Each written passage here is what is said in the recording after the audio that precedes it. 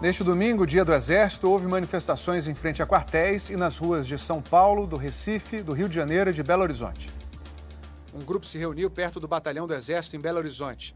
Exibiu faixas em apoio ao presidente Jair Bolsonaro. A carreata foi barulhenta pelas ruas de São Paulo. Depois, a concentração lotou parte da Avenida Paulista. Manifestantes criticaram o isolamento social e defenderam intervenção militar, o que contraria a Constituição. No Recife, onde há um decreto que proíbe a reunião de mais de 10 pessoas por causa da pandemia, os manifestantes se aglomeraram em frente ao Comando Militar do Nordeste. Na praia de Ipanema, no Rio de Janeiro, o buzinaço não teve muita adesão. Na cidade vizinha, Niterói, teve carreata.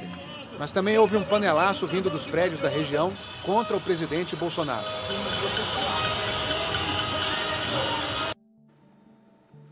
Em outras 18 capitais, houve pequenas concentrações, a maioria em frente aos quartéis. Em Brasília, a manifestação foi em frente ao quartel-general do Exército.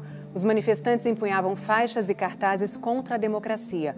O presidente Jair Bolsonaro fez questão de estar presente e ainda discursou.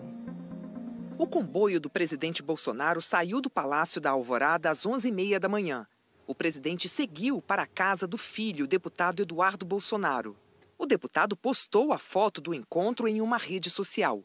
2 outros filhos de Bolsonaro também estavam presentes, o vereador Carlos e o senador Flávio Bolsonaro. Depois, o presidente seguiu para o setor militar urbano. Ele parou em frente ao quartel-general do Exército, onde manifestantes se reuniram depois de participar de uma carreata que passou pela esplanada dos ministérios.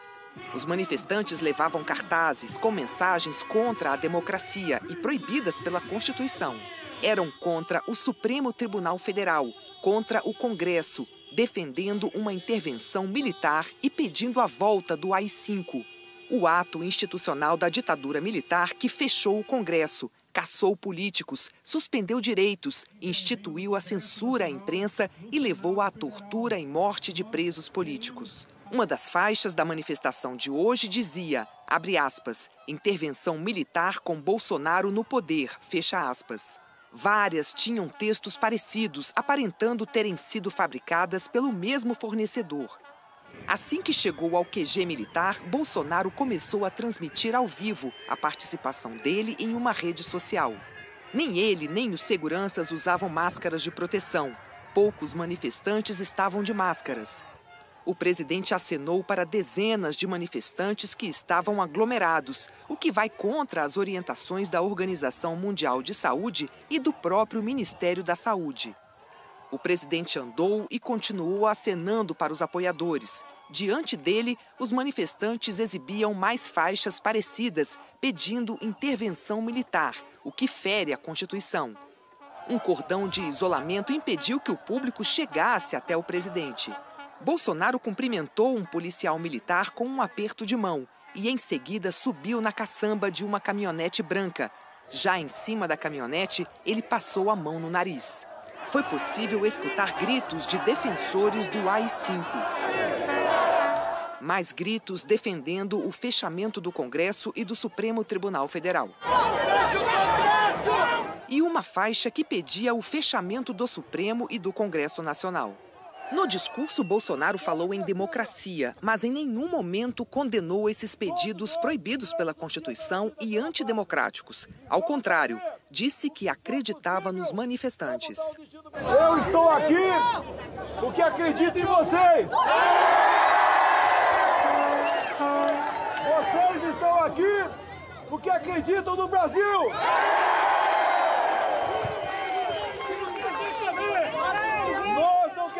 Negociar nada! Nós queremos ação pelo Brasil! Mais que o direito, vocês têm a obrigação de lutar pelo país de vocês! Contem com o seu presidente para fazer tudo aquilo que for necessário para que nós possamos manter a nossa democracia e garantir aquilo que há de mais sagrado entre nós, que é a nossa liberdade. Mais tarde, numa rede social, Bolsonaro publicou trecho do discurso em que a faixa que pede intervenção militar aparece ao fundo. e fez questão de destacar justamente o momento em que diz que acredita nos manifestantes. Eu estou aqui porque acredito em vocês. Vocês estão aqui porque acreditam no Brasil. Várias autoridades e representantes de entidades civis condenaram e fizeram duras críticas à participação do presidente em um ato antidemocrático. O presidente da Câmara dos Deputados, Rodrigo Maia, publicou uma mensagem numa rede social. Disse que o mundo inteiro está unido contra o coronavírus e que no Brasil temos de lutar contra o corona e o vírus do autoritarismo. Disse que é mais trabalhoso, mas venceremos. Em nome da Câmara dos Deputados, repudiou todo e qualquer ato que defenda a ditadura, atentando contra a Constituição. Que para vencer esta guerra contra o coronavírus, precisamos de ordem, disciplina democrática e solidariedade com o próximo. Afirmou ainda que defender a ditadura é estimular a desordem, é flertar com o caos, pois é o Estado democrático de direito que dá ao Brasil um ordenamento jurídico capaz de fazer o país avançar com transparência e justiça social.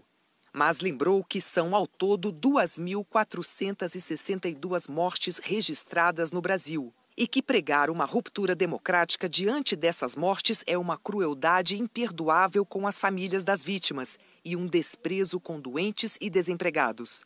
Afirmou que não temos tempo a perder com retóricas golpistas e que é urgente continuar ajudando os mais pobres, os que estão doentes esperando tratamento em UTIs e trabalhar para manter os empregos. E concluiu: não há caminho fora da democracia. Sem mencionar o nome de Bolsonaro, o ministro do Supremo Tribunal Federal, Luiz Roberto Barroso, disse em uma rede social ser assustador ver manifestações pela volta do regime militar após 30 anos de democracia.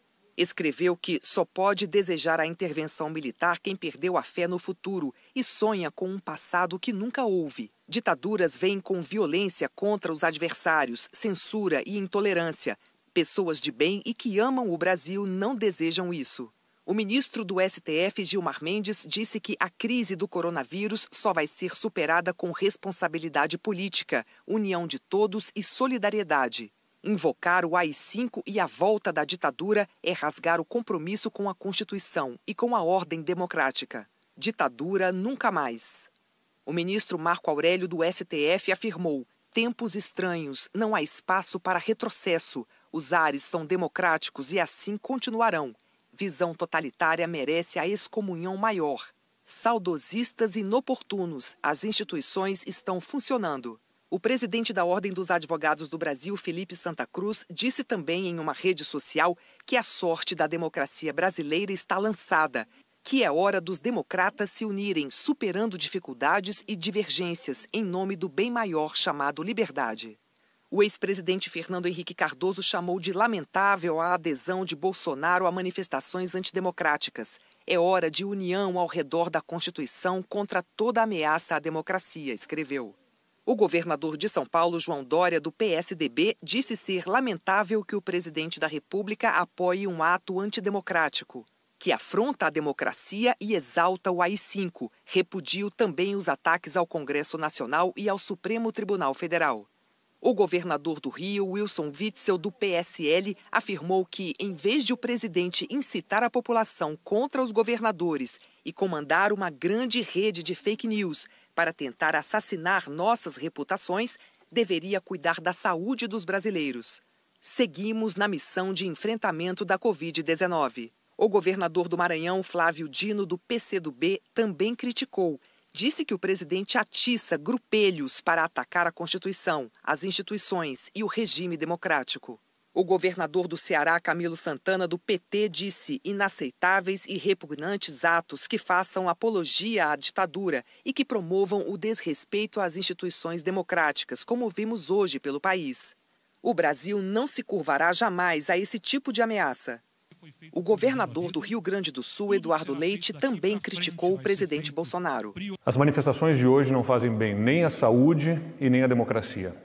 Felizmente, a imensa maioria do povo brasileiro entende que é momento de evitar aglomerações. E sabe também que uma grande nação é construída por instituições fortes e não apenas pela vontade de um único poder, seja ele qual for. A deputada Joyce Hasselmann, líder do PSL, disse que repudia a participação de um presidente da República em ato que pede a volta do AI-5. O presidente do PDT, Carlos Lupe, afirmou ser inadmissível o discurso em tom de apoio para manifestantes com cartazes que pedem a volta da ditadura militar e do AI-5. E acrescentou: o apóstolo da ignorância avança em seu projeto de destruição da democracia. O presidente do PSDB, Bruno Araújo, disse que, ao apoiar abertamente o movimento golpista, Bolsonaro coloca em risco a democracia e desmoraliza o cargo que ocupa. O povo e as instituições brasileiras não aceitarão. O Ministério da Defesa disse que não se manifesta sobre opiniões do presidente da República. E o Ministério da Saúde não quis comentar. E ontem o Fórum Nacional de Governadores divulgou uma carta em apoio aos presidentes do Senado, Davi Alcolumbre, e da Câmara, Rodrigo Maia.